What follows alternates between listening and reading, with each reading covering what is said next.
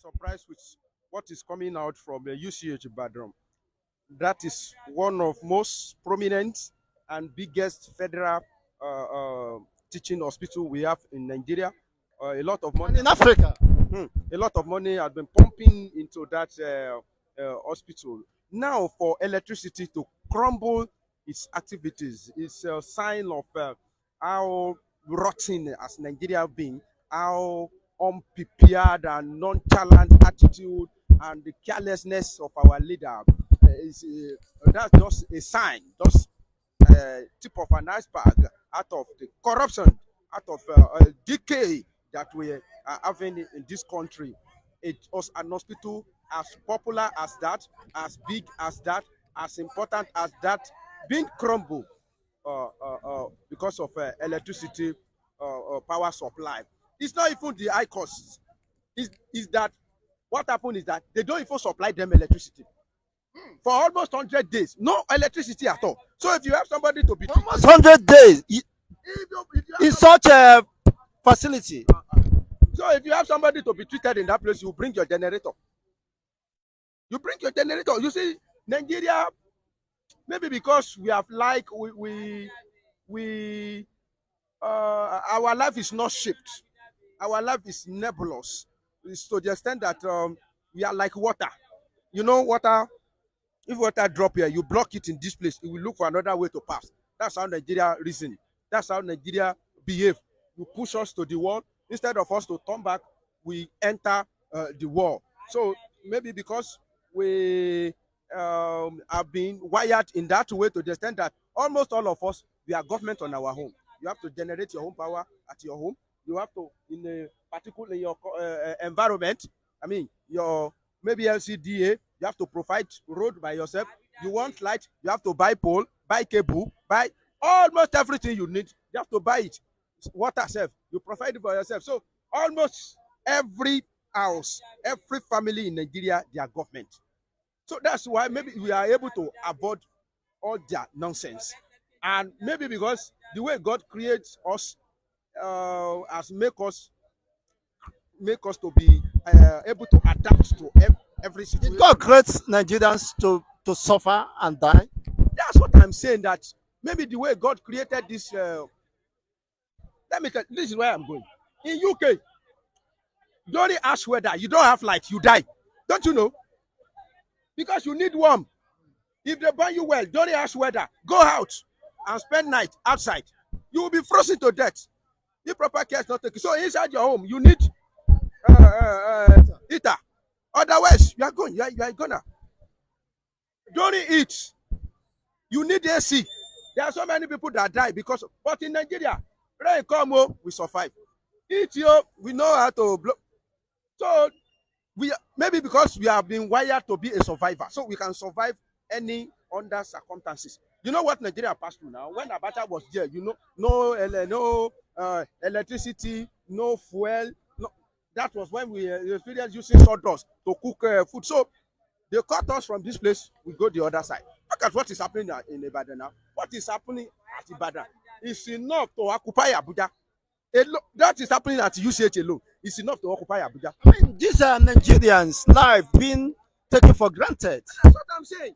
I mean, and they are keeping quiet. If such a very reputable facility could be treated in such way, then what happens to others? Other that are not so popular. So it's a very, very bad sign. And unfortunately, we have a minister of power that comes from the same that community. It's from Ibadan. Adelabu. It's from the same Ibadan and it's looking at UCH. And small time now, that one will come. You say you want to contest for to become governor of your state because that's their next agenda. Immediately they put a particular person from a state to be a minister.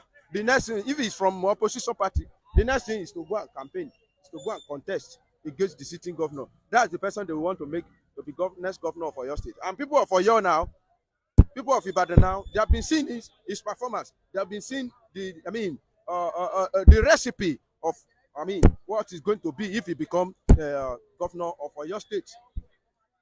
Adelabu cannot provide light for UCH Ibadan, and you are from the same UCH. It's a shame.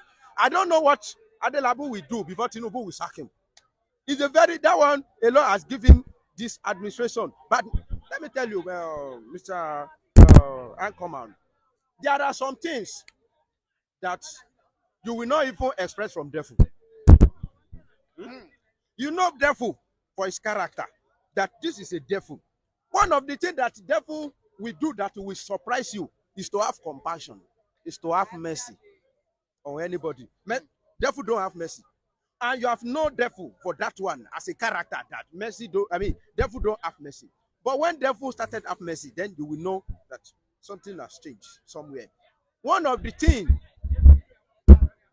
one of the character of President Bola Ahmed Tinubu that I know is that he will not allow something like this. He will to continue to perpetuate itself for a very long time. But I'm surprised that it is happening. One of the thing surprising that I'm waiting from Tinubu, that I'm looking for from Tinubu that will surprise me is for ASU to strike for 6 months. If he does that one, then I know that Tinubu has no limitation. He can, he too can condone any nonsense. He too can condone any flop. He too can welcome any stupidity. You see that one that's happened at Ibadan? It surprised me that President Bola Ahmed Tinubu will be president of Nigeria and something like that will be happening at Ibadan. I will not find solution to it. He will not fire that minister and he will not give order to go and look at what is happening there. I'm surprised. This is the appointment could be based on political compensations. If it is based on political compensation, there won't be limits. So we use everything to do politics. Maybe the life of Nigerians. At the level of Nigeria, that's not a welcome idea. Even if you are doing politics, you cannot. There is no politics you are doing while people are dying.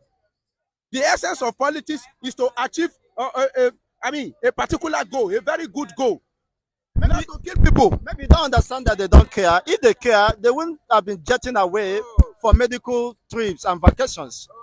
If the governor receives medication or medical attention in UATC Ibadan, such condition wouldn't have been the case. Honestly speaking, this country, the what I don't like to be saying about my country, I would not want it to come out. But this country is not moving the way it's supposed to. Even if the president does not do anything, we have governor in that axis. Before that project become federal government project, it's in your state. You are governor of your state. You are in Ibadan. At least if like 10 or 20 people will fall victim in that place, 80% of them will come from your state. Why not see to the end of what is happening here? Actually, it's a federal government project. This is the kind of politics they play in Nigeria. If something is belong to federal, they shun it. It doesn't concern them. Or sometimes federal government even bar state to intervene in their matter. We cannot move forward like this.